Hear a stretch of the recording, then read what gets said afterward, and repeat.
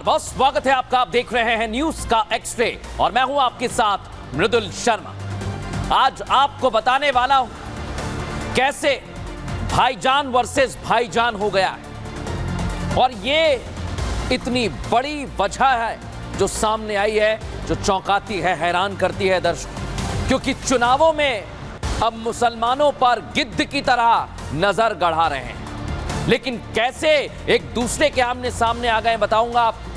और योगी आदित्यनाथ के बटेंगे तो कटेंगे वाले नारे पर ओवैसी ने समर्थन दे दिया। सोचिए आप जरा, ओवैसी भी उसी भाषा का इस्तेमाल करने लगे। लेकिन ये कैसे हो गया है और वो क्यों कर रहे हैं ऐसा, आज आपको बताने वाला हूं।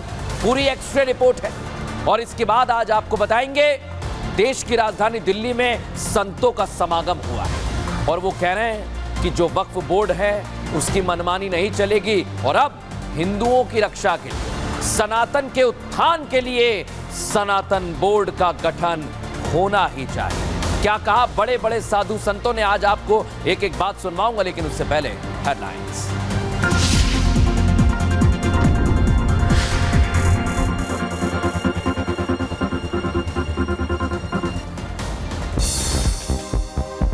विधानसभा चुनाव के दौरान बीजेपी और कांग्रेस की शिकायतों का चुनाव आयोग ने लिया संज्ञान। इलेक्शन कमीशन ने दोनों पार्टियों के अध्यक्ष को भेजा पत्र, सोमवार दोपहर 1 बजे तक मांगा जवाब। पीएम मोदी ने महाराष्ट्र बीजेपी के बूथ कार्यकर्ताओं से किया संवाद, बोले मैंने केवल एक है तो सेफ है का रखा विचार, जनता ने इसे स्वीकार किया। यूपी के गाजियाबाद में सीएम योगी का रोड शो, चुनाव के लिए लोगों से मांगा समर्थन, बड़ी संख्या में लोगों ने स्वागत किया। उत्तर प्रदेश के अलीगढ़ में सीएम योगी का सपा पर बड़ा हमला, कहा 1906 में यहीं रखी गई थी भारत विभाजन की नींव, ये खतरनाक मंसूबे अभी भी खत्म नहीं हुए। मणिपुर में फिर भड़की हिंसा, बीजेपी विधायक के घर पर भीड़ का हमला, हालात के मद्देनजर बीजेपी विधायक की बैठकें रद्द। यूपी के मऊ में पत्थरबाजी के बाद स्थिति सामान्य, सड़कों पर पुलिस प्रशासन का मार्च, लोगों से शांति बनाए रखने की अपील की गई। कोलकाता और चेन्नई में लॉटरी घोटाले को लेकर ईडी की छापेमारी, कोलकाता में रेड के दौरान 3 करोड़ का कैश जब्त, चेन्नई में भी 5 करोड़ रुपए का कैश बरामद। गुजरात के वडोदरा में सड़क पर खड़ी एक कार में लगी भीषण आग, चारों तरफ नजर आया धुआं ही धुआं। लेबनान के अल महदी स्कूल के पास हवाई हमला, इजरायली सेना ने बरसाए बम। पेरू में बड़ी संख्या में प्रदर्शनकारियों ने राष्ट्रपति के खिलाफ प्रदर्शन किया, प्रदर्शन में मारे गए लोगों के लिए न्याय की मांग की गई।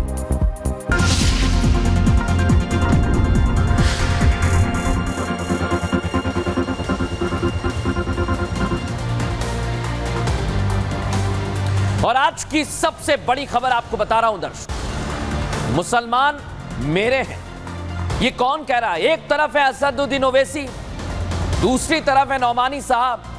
अब आप सोचिए मुसलमानों के लिए कौन कितना रहनुमा बनने की कोशिश कर रहा है, ये आप देख सकते हैं। दोनों कह रहे हैं कि हम सबसे बड़े रहनुमा हैं और इसी जद्दोजहद में ये जुट गए हैं दर्शक। इनकी कोशिश है कि महाराष्ट्र में वोट जिहाद किया जाए और सियासत में वोट जिहाद अब एक ऐसा शब्द बन गया है जिसका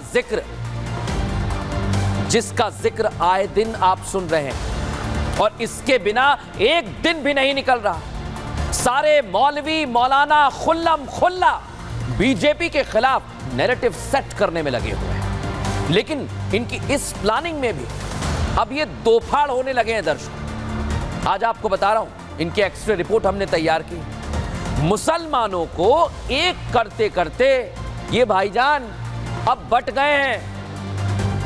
मुसलमान क्यों बट गया है, मैं ऐसा बार बार क्यों कह रहा हूं, इसके पीछे की वजह असदुद्दीन ओवैसी और मौलाना सज्जाद नोमानी है, जिनकी कड़ी जुड़ती है मुसलमानों से, लेकिन राय शायद दोनों की अलग अलग है दर्शकों। आज इनका पूरा एक्स-रे किया है, लेकिन ये कैसे एक एक करके बट रहे हैं, सबसे पहले मैं आपको दिखाता हूं कैसे भाईजान वर्सेस भाईजान हो रहा है दर्शक। आज इनकी पूरी रिपोर्ट हमने तैयार की है। सबसे पहले आपको ये दिखाता हूं, दिखाइए जरा, ये आप देखिए। एक तरफ असदुद्दीन ओवैसी हैं, इधर हैं उलेमा और नोमानी साहब। सज्जाद नोमानी कह रहे हैं कि एमवीए को वोट दो, महाविकास अघाड़ी को। उलेमा बोर्ड कह रहा है कि एमवीए को समर्थन दे दो। और असदुद्दीन ओवैसी उधर कह रहे हैं कि पतंग को वोट दो। अब ये मीटर जो है ये कहां जाएगा, किसकी तरफ जाएगा, किसका पलड़ा चुनावों में भारी रहेगा, यहीं पर आकर सब कुछ टिक गया है दर्शक। लेकिन आप सोचिए, असदुद्दीन ओवैसी बार बार मुसलमानों के लिए क्या कह रहे हैं, और अब तो उन्होंने उलेमा बोर्ड के लिए भी बहुत कुछ कहा। सुनवाता हूं आपको।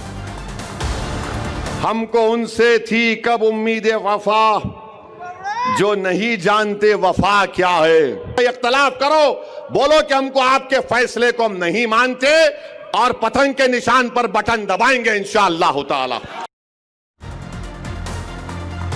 देखा दर्शकों आप, कैसे ये उलेमाओं के लिए भी अब बातें कहने लगे हैं। लेकिन आज आपको मैं बताने वाला हूं कि कैसे भाईजान वर्सेस भाईजान हो गया है।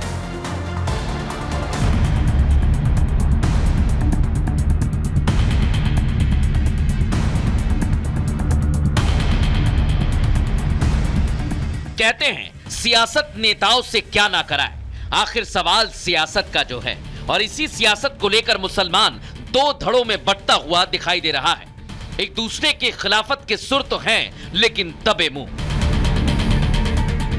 लड़ाई मुसलमानों को अपने पाले में करने की तो है, लेकिन आमने सामने से नहीं। और इसी जंग में मुसलमानों का सबसे बड़ा हिमायती होने का दावा करने वाले असदुद्दीन ओवैसी पतंग पर वोट करने की अपील कर रहे हैं, लेकिन साथ ही कह रहे हैं कि उलेमा बोर्ड की खिलाफत नहीं करनी है। मैं यकीनन उलमाए कराम की इज्जत करता था और करता रहूंगा।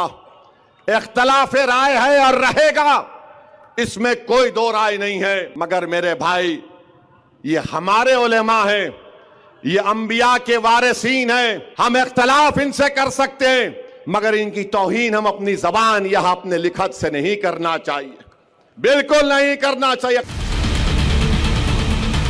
भाईजान की जुबान पर उलेमा बोर्ड का जिक्र इसलिए आया क्योंकि कुछ दिन पहले उलेमा बोर्ड ने महाराष्ट्र में महाविकास अघाड़ी को वोट देने का फतवा निकाला था। महाराष्ट्र के बाद झारखंड में जमीयत उलेमा ने फतवा जारी किया था, और इसी के बाद ओवैसी भाईजान को डर सता रहा है कि मुसलमान अगर उलेमाओं की बात मान लेगा तो उनकी पतंग की डोर कट जाएगी, और पतंग सियासत की उस ऊंचाई पर नहीं पहुंच पाएगी जिसकी वो कोशिश कर रहे हैं।